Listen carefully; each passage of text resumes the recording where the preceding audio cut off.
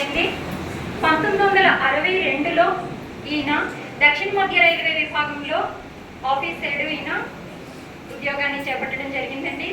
తరువాత సంవత్సరం ఈయన గుంటూరు ట్రాన్స్ఫర్ కాగా ఆ రోజుల్లో ఇంటికి ప్రథమ సంతానం దూరంగా వెళ్ళడం అనేది ఏ తండ్రి గారికి కొంచెం వెన్నుదను తగ్గినట్టుగా అనిపించేది. అందు గురించి ఆయన పంపించడానికి ఆయన తండ్రిగా నిరాకరించారు. అందువల్ల ఆయన గుంటూరు వెళ్ళడం ఆగిపోయిందండి.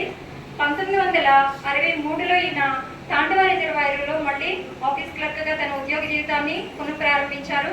అక్కడ 3 సంవత్సరాలు నిర్విరామంగా సేవలు అందించారండి. తర్వాత 1966లో ఈయన మళ్ళీ తుని పట్టణానికి తిరిగి రావడం జరిగింది. తుని పట్టణంలో చిన్న వీధిలో ఆయన ఎలక్ట్రికల్ డిపార్ట్మెంట్లో ఆఫీసర్ క్లర్క్గా మళ్ళీ కొత్త ఉద్యోగ జీవితాన్ని ప్రారంభించారండి.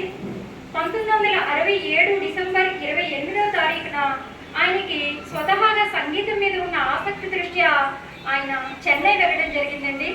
అక్కడ 15 సంవత్సరాలు పెండ్యాల నాగేశ్వరరావు గారు, టీవీ రాజు గారు, జీకే వెంకటేష్ గారు ఇలాంటి సంగీత దర్శకుల దగ్గర ఆయన అసిస్టెంట్ మ్యూజిక్ డైరెక్టర్గా తను ఆ వృత్తిలో ప్రావీణ్యత సంపాదించుకొని తరువాత మిగతా 15 సంవత్సరాలు కూడా ఆయన సొంతంగా సంగీత స్వరకల్పన చేయడం జరిగిందండి. ధర్మచక్రం, విషజ్వాల, దెయ్యాల బావి, మా పొద్దు మరో జన్మ లాంటి సినిమాలకి ఈయన సొంతంగా సంగీత స్వరాన్ని సమకూర్చారండి. ఎస్పి బాలసుబ్రహ్మణ్యం గారు, మనో గారు, సుశీలమ్మ గారు, స్వర్ణలత గారు, చిత్ర గారు కూడా ఈయన యొక్క సంగీత స్వరకల్పనలో పాటలు పాడడం జరిగిందండి.